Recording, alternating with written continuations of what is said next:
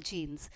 And what Sharika is going to talk about is, will genetic testing tell us not only when to expect disease but also how to treat malignancies? Thank you so much, madam. Thank you, madam, for insisting me to speak in this IC. And thank you all my teachers at Comtrust, Prakash sir, Vijayalakshmi madam, Seena madam, and all the others for making me who I am today. So let's get into the topic, genetic testing in ocular malignancy. So these are the topics I'm going to cover. So suppose we see an ocular malignancy. We know how to diagnose it and how to treat it. But beyond that, what is the risk of metastasis? What is the systemic surveillance that we are going to do in this patient? So that is all decided by the genetic makeup of that tumor. Okay, so what are the methods used for genetic testing and what are the treatment modifications to be made, and a few words about prenatal genetic testing. I'll be mainly using the case examples of uveal melanoma and retinoblastoma. So the genetics in uveal melanoma mainly falls into chromosomal aberrations. That is, it can be either gain or loss of entire chromosomes, or it can be specific genetic mutations within a chromosome, or there can be differences in the gene expression, that is how the genes express in the cells, or it can be epigenetic mechanisms, that is there are the molecular mechanisms that bring about these genetic mutations, that is changes in the histone, etc. So I'll be coming to two case examples. This was patient X and that is patient Y, both having a choroidal melanoma of almost the same basal diameter but of different thickness without any nodal mets or lymph distant metastasis. So according to the TNM classification, patient X had a stage 2B carcinoma and patient Y had a stage 2A melanoma. So the TNM classification for the first patient, patient X, was the 10-year survival rate was 68%, and for patient Y was 80%. This means that you're less likely to follow up patient Y as frequently as patient X.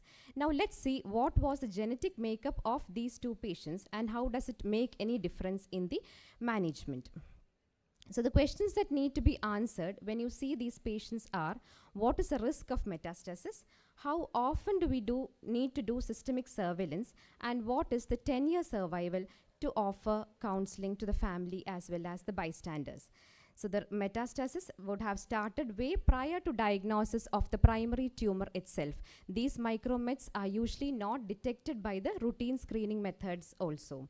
And the survival rate, according to previous studies, is almost 45% in 15 years.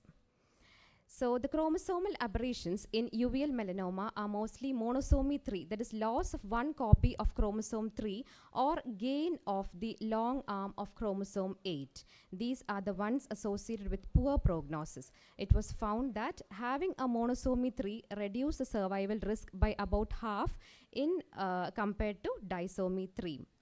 And these are the other ones associated with poor prognosis, and these are the ones associated with better prognosis. So these were the chromosomal aberrations.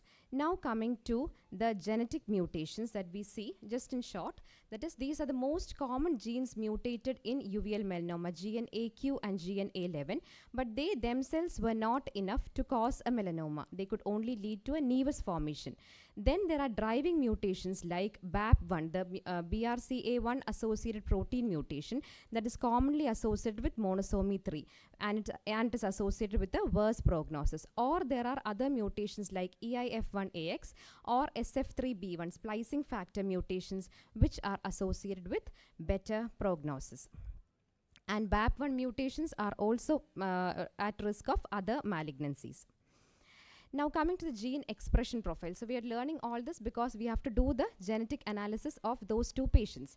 So gene expression profiling, we use a set of 15 genes to study, and we study the RNA to see what is the expression of the cells. So they fall into two different classes, class 1 and class 2, with class 2 having a greater risk of metastasis and decreased survival rate. And it was proven in many studies also that class 2 patients have a decreased survival compared to class 1 gene expression profile. Now, the Cancer Genome Atlas project combined all this, that is, the different chromosomal aberrations, the specific genetic mutations, as well as the gene expressions, and they classified the uveal melanoma patients into 4 distinct classes, A to D, with class A having a low risk of metastasis and class D having a high risk of metastasis. And this was highly prognostic of uveal melanoma also. Now, coming back to our patients, so although they had a different TNM staging, after genetic analysis, they had the same genetic class. That is, they fell into monosomy 3 8q gain class with gene expression profile class 2.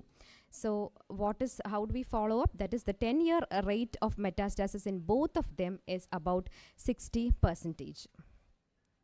So how to follow up? We have to follow them up aggressively every 3 to 6 months with MRI itself. Otherwise, we might miss those micromets. Now, what are the patient perspectives towards genetic testing? In a study conducted, it was found that almost 99% of the patients surveyed found it useful. They had increased knowledge and understanding and a relief from uncertainty when genetic testing was done at the time of diagnosis of the primary tumor. So, it's usually done just prior to plaque brachytherapy. Now, what are the implications in treatment? There are various therapies to prevent or treat metastasis in high-risk uveal melanomas, and notable among them is the Immunocore or the IMTAC, which is FDA approved in treatment of uveal melanoma. It's basically a molecule that drives the T cell to act against the melanoma cell, and it was found that it improved the overall outcome and survival in metastatic uveal melanoma if given in the high-risk patients which were detected earlier. Now, Madam has already covered retinoblastoma genetics, but just to stress upon the prenatal genetic testing. So, the genes mainly involved are the RB gene, which is, we have to have a loss of both alleles of RB1 gene for retinoblastoma to happen. And the timing of the first mutation when it happens is important. A few percentage is also caused by Mican gene amplification, which is located on chromosome 2. It can be heritable or non-heritable. Heritable again with a positive family history or without a positive family history. And in heritable, the first mutation occurs at the constitutional level in the zygote and the second one occurs later. So all the cells carry the mutated allele and they are at risk of secondary cancers. In non-heritable, usually it occurs later. So the questions to be answered when we see a unilateral retinoblastoma child is the second eye at risk? So if there is an RB gene mutation, the second eye we have to follow up aggressively. Then is the sibling at risk? Again the same thing. If there is an RB gene mutation, you have to follow up the sibling closely. And what are the risk of secondary tumors? Then if we see a bilateral child, how to screen the family members is that is if there was no family history, how to screen the family members. So as Madam said, it has already been included in the AJCC classification. HX means unknown evidence of RB1 gene mutation. H0 means having normal RB genes, and H1 with a positive RB gene mutation.